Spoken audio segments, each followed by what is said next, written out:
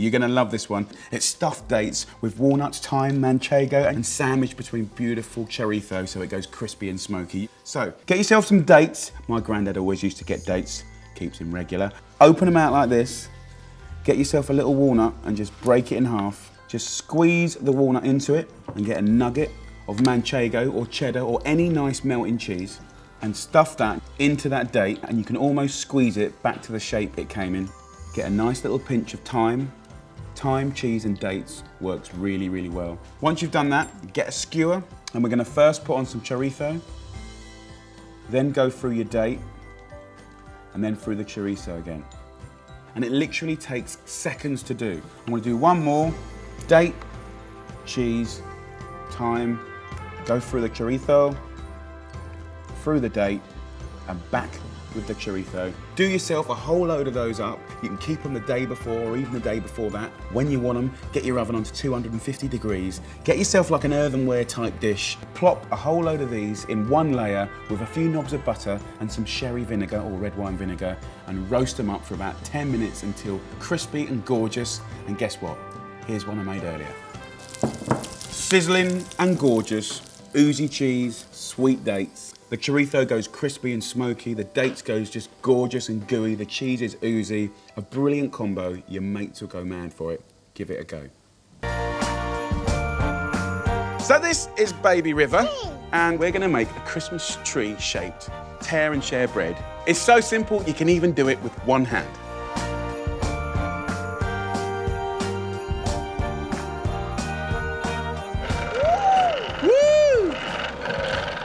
I've actually gained an extra child. This is Petal. Really fast, really fast. Amazing. The fire engine has gone across the kitchen. The cheese is now on the floor.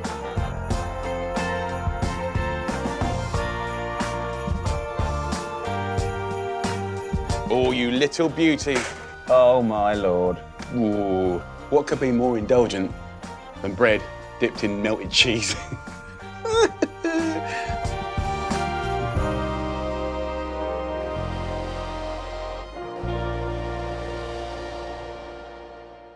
Hey guys, hope you're well. So I want to show you how to make the most beautiful sausage rolls. Look at these.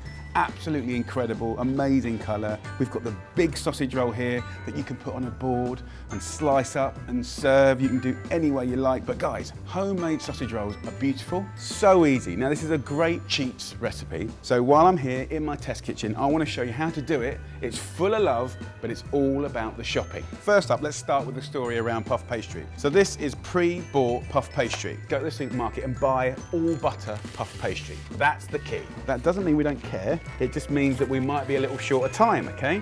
So let's continue the cheats onto the meat. Normally you get lovely minced shoulder of pork, you know, lovely free-range pig, and you mix it with herbs and seasoning and stuff like that, or you could call it mincemeat, no problem at all. But if you want to do it quick and easy, then go and get a Cumberland sausage like this. A proper, good quality Cumberland sausage will be made of belly, shoulder, it'll be made with love, care, in an artisanal way. So it's a really beautiful premium product.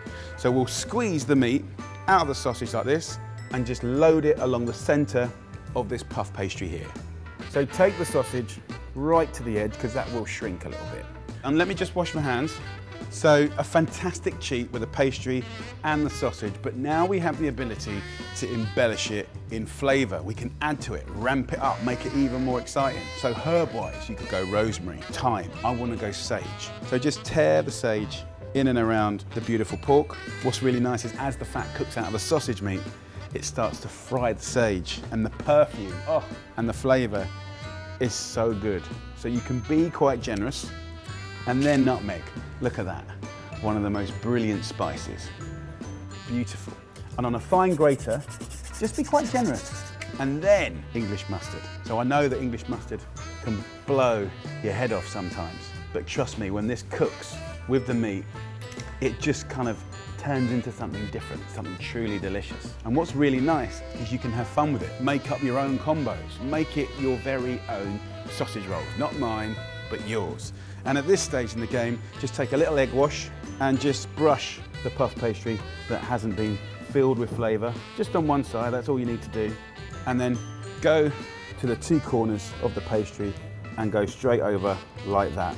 And of course, when the fat comes out of the pork at the sides, it starts to go back around here and flavour the pastry. Beautiful. Get a little fork and just do a simple press down like that. So it kind of guarantees the seal, but it looks pretty splendid too. And then give it a nice little brush so it shines. Really, really nice. And of course, you can cut really thin ones, normal size ones, chunky ones, but I just love cooking the whole one. And then the last thing I like to do is take a pinch of sesame seeds. Look at that. So there you go, guys. A beautiful sausage roll. Definitely a cheat, definitely a shortcut, but still full of love. Cook it for about 25-30 minutes until golden and crispy and gorgeous. And the temperature is 180 degrees Celsius, which is 350 Fahrenheit. I'm gonna have a clean down and then I'll show you what it looks like. Let's have a look. There you go. Really simple, really beautiful. And you can just serve that straight on a beautiful board. And of course, people can just cut the portion the way they want it. So let's have a little go. Normally, I would let this cool down a little bit, but for the sake of having to taste things for technical reasons, we're gonna do it now. Right, let's have a go.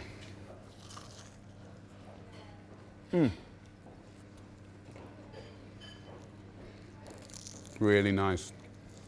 Loads of crispy pastry, so wafer thin. And the meat's juicy, looks amazing. Absolutely comfort food at its best. I'm getting that hit of nutmeg. The sage is sublime, absolutely delicious, quick and easy, loads of fun to do, but really juicy inside. And I think, look, go out, have a go, make your own sausage rolls at home, you know, be creative, make it your own, and enjoy.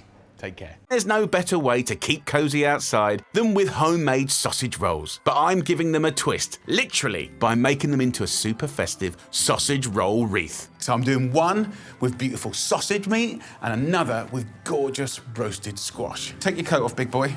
Roll those sleeves up. Let's do this. Come on, you in your pajamas? Yeah.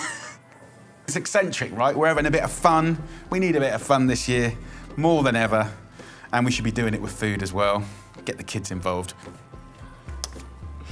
You're not gonna let me kiss you for much longer, are you? So look at that. That is the Oliver sausage roll wreath. Honestly, it will put a smile on people's faces. Have a little try.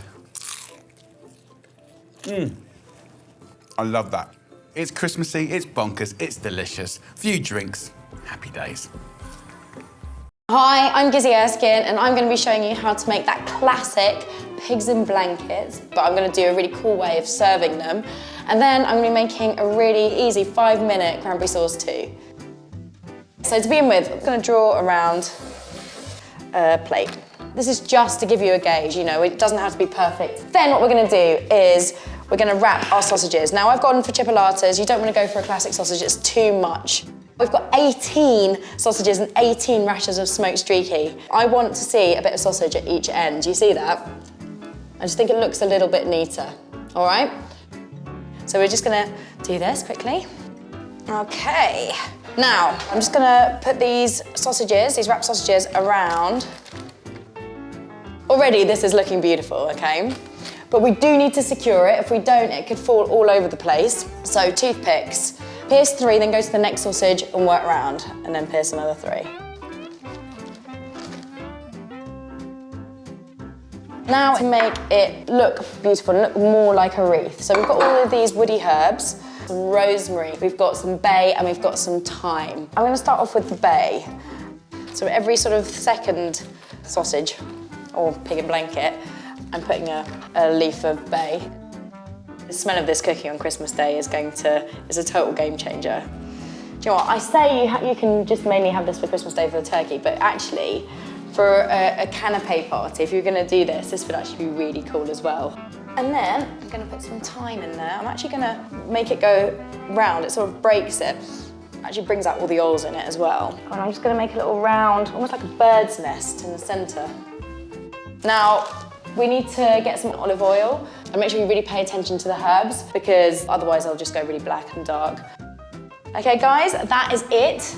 So I'm gonna put this in the oven, 200 degrees for about 35 minutes until it's really lovely and golden brown.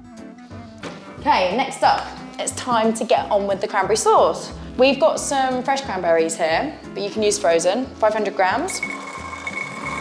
We're gonna put some sugar with them because they are very acidic as well. 70 grams of golden caster sugar. And then it's Christmas, so raid the alcohol cupboard, get some ruby red port, about 50 mils of that.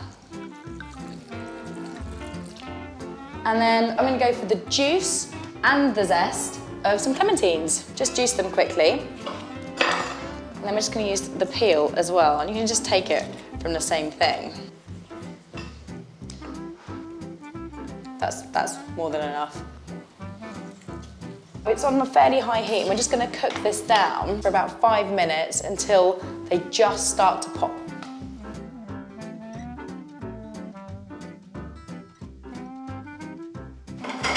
Okay, so it's not even been 5 minutes and like the magic's happened. It's gone from being that really sort of piquant, hard fruit to having all of the cranberries burst. Now, classically, you see cranberry sauce cold, but you can have it both ways. I actually quite like it when it's warm, so I'm gonna serve this up straight away. And then it's about time for those sausages to be ready, so I'm gonna grab them. Okay, so slide them off onto your plate. It does work, I promise. And as if it's meant to be, there's a perfect hole for our cranberry sauce to be. Right, there's only one thing left to do, and that's go in for a taste. And thankfully, as I said, it's kind of like finger food, so no need for a knife and a fork.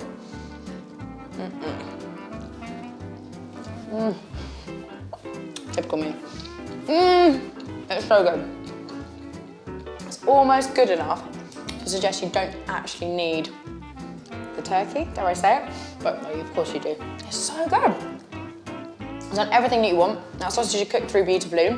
Bacon's really nice and crunchy. The cranberry sauce is that perfect mix of acidity. You know, got the hints of the clementine. You've got loads of backbone of port in there.